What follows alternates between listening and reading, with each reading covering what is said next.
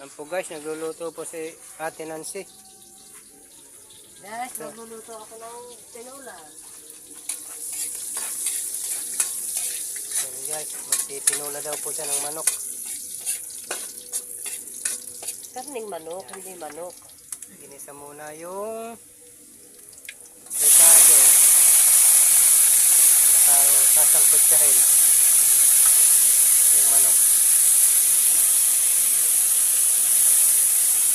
Ayan. Si Ate Nancy. Nagtrabaho po yan sa Jollibee ay dati. Kaya po magaling magluto.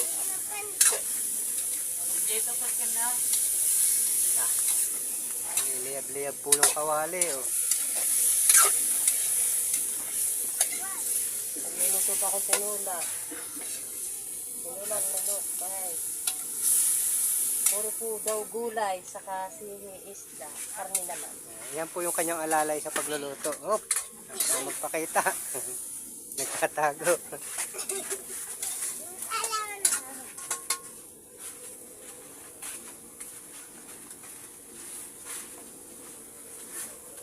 Yan, tatakpan po muna at papalambutin pa po yung karne.